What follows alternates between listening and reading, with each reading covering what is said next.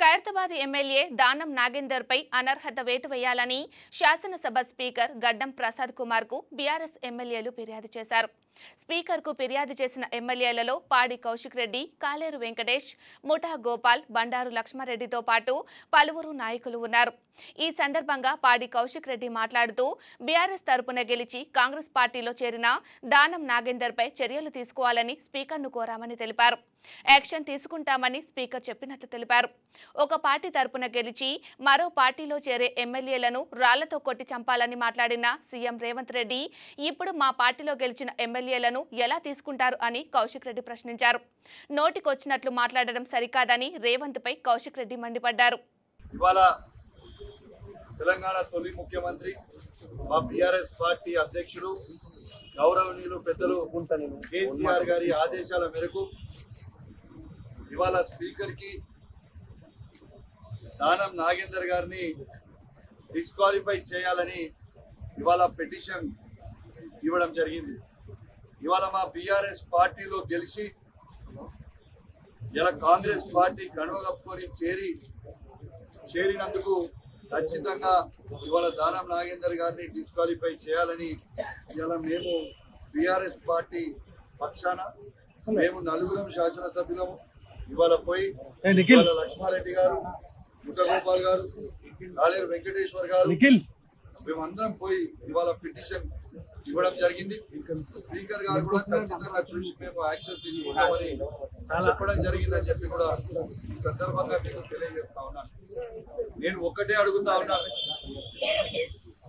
ఈ తెలంగాణ రాష్ట్ర ముఖ్యమంత్రి గారు రేవంత్ రెడ్డి గారు ప్రతిపక్ష నాయకుడు ఉన్నప్పుడు, పిసిసి ప్రెసిడెంట్ గా ఉన్నప్పుడు ఏమని చెప్పింది నేనంటే ఆయన అన్న మాటలు మీకు చెప్తా ఉన్నాను.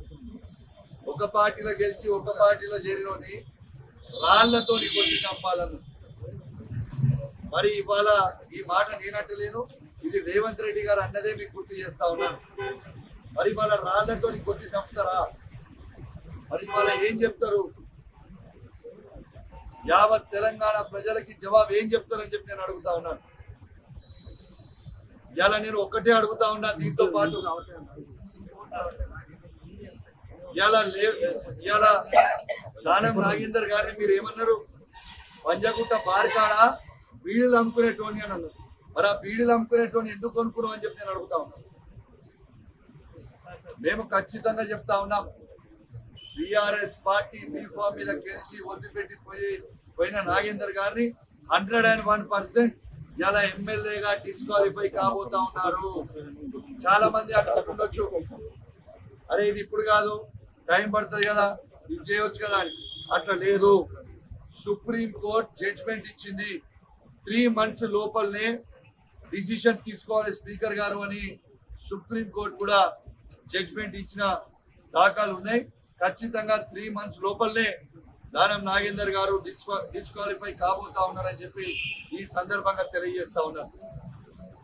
రేవంత్ రెడ్డి గారిని చూస్తున్నా బాగా నవ్వుతున్నాడు. అలా జాయిన్ చేసుకున్నావు, నువ్వు కొట్టినావు, మేము తీసుకున్నాం. మేము కొట్టినప్పుడు నువ్వు లేవకుండా కూడా అవుతావు అని చెప్పి ఈ సందర్భంగా నీకు కూడా తెలియజేస్తా ఉన్నాం. ఇలా ఒక సింహం ఒక అడుగు ఎనికేసిందంటే 4 అడుగులు ముందరికి దుక్కడానికి ఇది మర్చిపోకు అని చెప్పి సందర్భంగా తెలియజేస్తా ఉన్నాను. ఇంకా మాట్లాడుతా ఉన్నాడు, మొన్న మేము గేట్లు తెరిచినాం మొత్తం వస్తున్నారని. బిడ్డ నువ్వు గేట్లు తెరిచినావు, మేము ఇంకా గేట్లు తెరవలేదు. ఇక మేము గేట్లు తెరిచిన రోజు మీరు మొత్తం భూస్థాపితం అవుతారు, తస్మాత్ జాగ్రత్త. ఎవరున్నదని ఇష్టం ఉన్నట్టు మాట్లాడడం కూడా మంచి పద్ధతి కాదని చెప్పి ఈ సందర్భంగా తెలియజేస్తూ సెలవు తీసుకుంటా ఉన్నాను. జై తెలంగాణ, జై కేసీఆర్. స్పీకర్ గారు ఖచ్చితంగా యాక్షన్ తీసుకుంటాం, పరిశీలిస్తాం. మేము ఖచ్చితంగా we will get back to you అని చెప్పారు. 101% తీసుకుంటాం అనేది ఇదైతే చెప్పిండు. పాజిటివ్ గా తీసుకుంటారని